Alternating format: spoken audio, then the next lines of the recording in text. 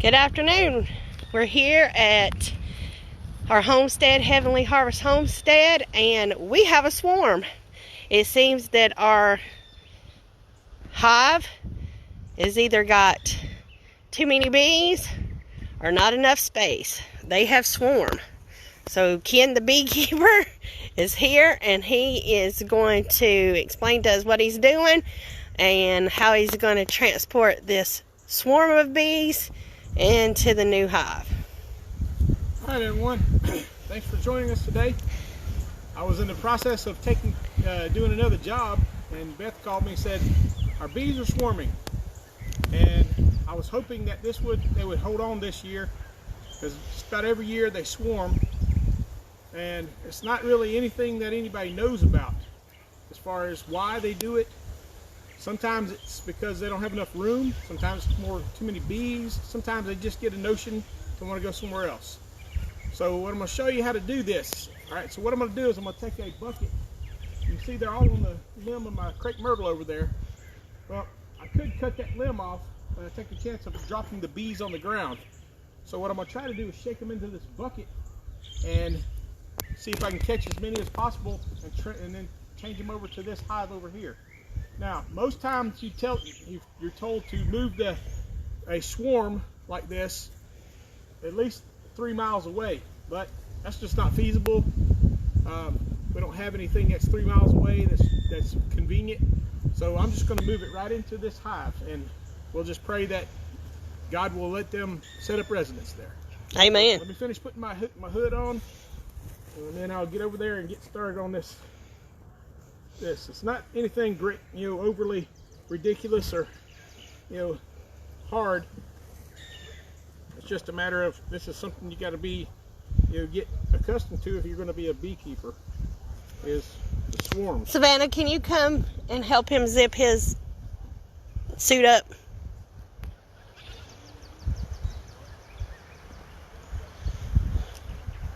Savannah's going to come help you, Dad.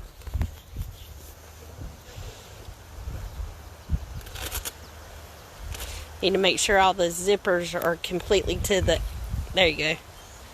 Them other ones. Pull it all the way to the middle. So they can't get in.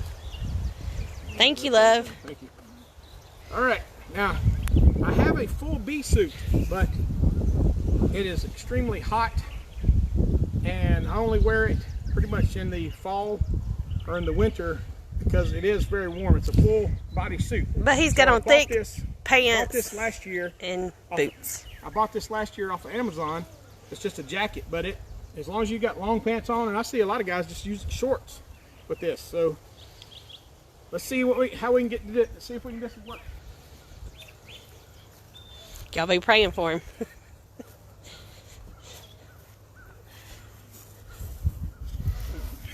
Boys.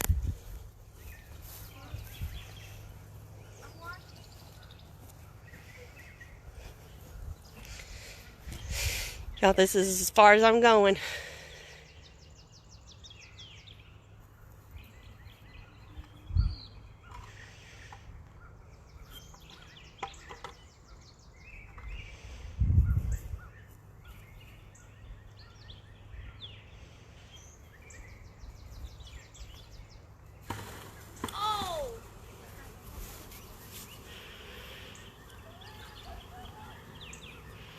And hopefully he got the queen, because they would not swarm if the queen did not go first, because they follow and protect the queen.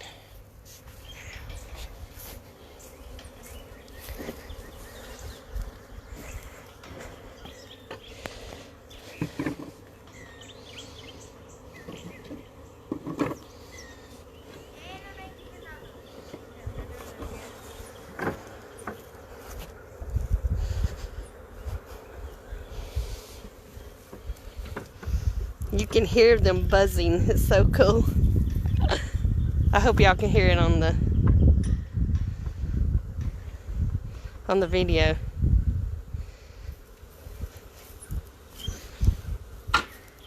He's putting in his sails, and he'll have to explain to you what he done, because I know nothing about this. I need to go get the rest of them guys off of there. So I'm going to bring you in from a different angle this time. She might still be on the limb because they went back.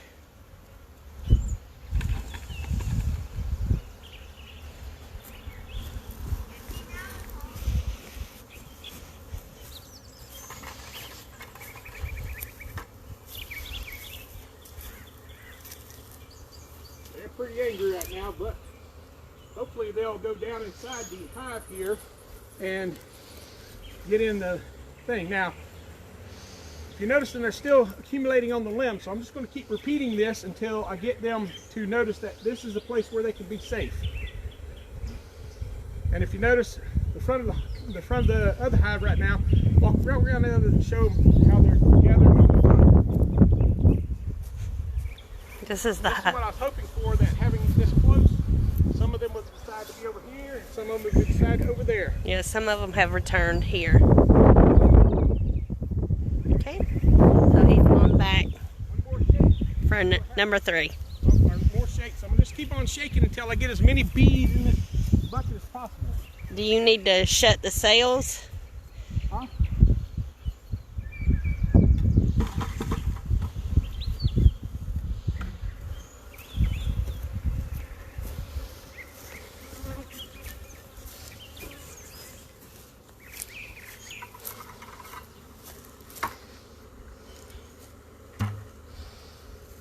Alright, now I need to lower this thing. Get this piece of wood out of the way here. This is my seal for the winter, to keep the bees from freezing.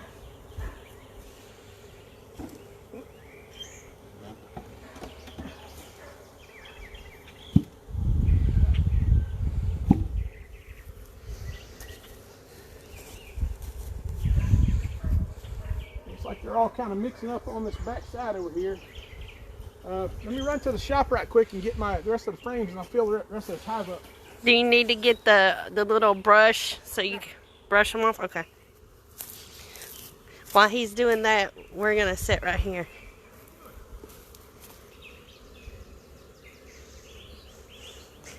Well, are you afraid you're going to get bit?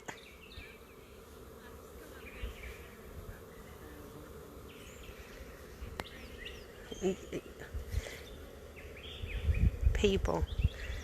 Look at God's creation. He takes a little bitty bee, sends it out into the world to pollinate our flowers to grow so they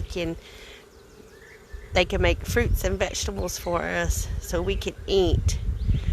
And then themselves, they come back and they turn their pollen into honey that we may eat, and we may stay healthy by eating the honey.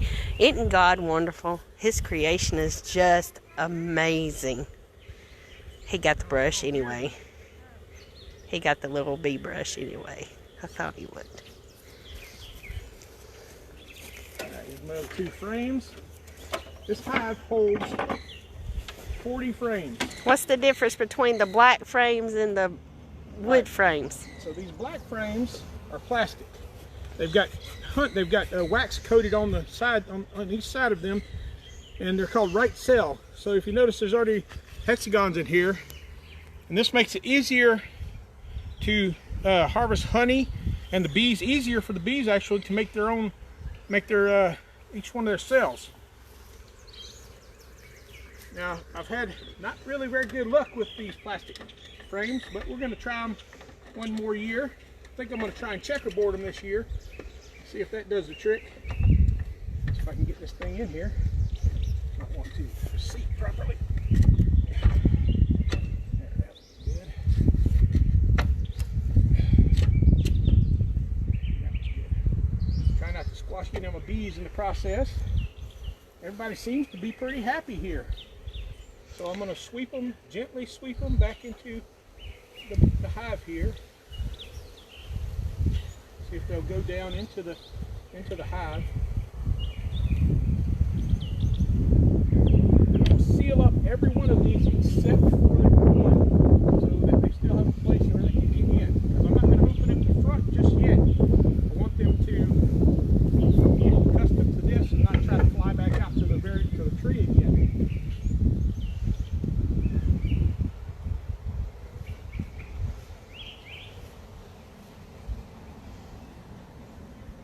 Now, I build these custom hives. I've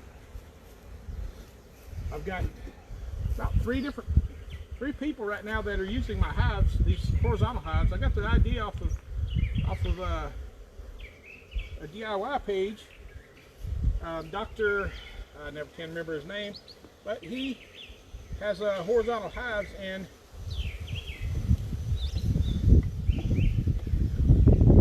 he kind of mastered this horizontal hive thing. He actually wrote a book about it, and he lives in Missouri. Not that that really matters too much, but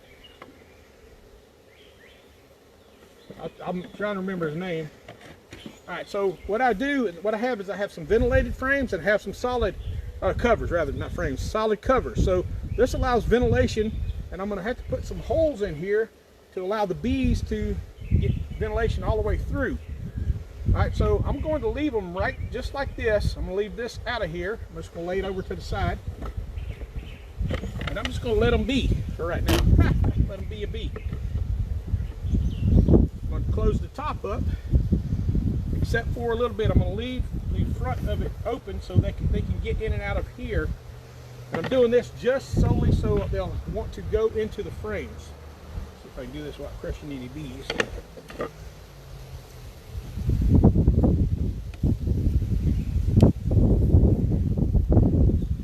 The thing about bees is you want to go slow. There ain't no reason to hurry, go fast with bees, because they will, that's what makes them angry. So as long as you do things slowly.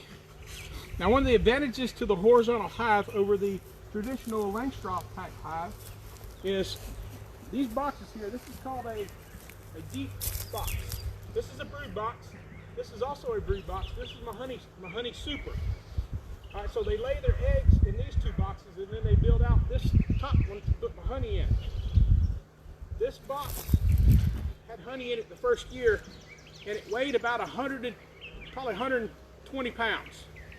Now you can imagine somebody that doesn't have a lot of strength trying to hump these heavy boxes around. Now this, just with bees in it, it weighs over 100 pounds. So it's not as easy to work with. Plus, when you take that top off, you expose the whole entire hive to the weather and what's going on. With this hive, I can open each one of those little things up and pull one frame out at a time. It's less obtrusive to the bees. It leaves them a lot more calm because you're not yanking their whole entire hive apart. And they tend to want to stay calm while you can do a simple inspection on each one of the frames, because you need to inspect your frames pretty regularly to make sure that you don't have any varroa mite problems, or the illustrious wax moth has moved in like it did with over the winter. I left my wax frames inside here, and I went to go check it, get ready for spring, and the wax moths had laid their larvae all in there, so I had to clean all that out, and I put them in the freezer and froze them, and that's actually where they were at before I put them in here. So the bees are going to get an air conditioning today, because those frames probably aren't really thawed out just yet. Now they don't freeze deep, but it was enough to kill the larva, and what will happen, the bees will start taking that larva and they'll start throwing it out. They'll start cleaning up the hive and start throwing out all the dead things and all the things, and they're going to start repairing all the damaged comb that I made. You know, that's what bees do, and I just let them do what bees are going to do. All right, so I hope you learned something from this. And if you have a swarm, this is what you can do. Now you need to obviously have a hive ready to rock and roll.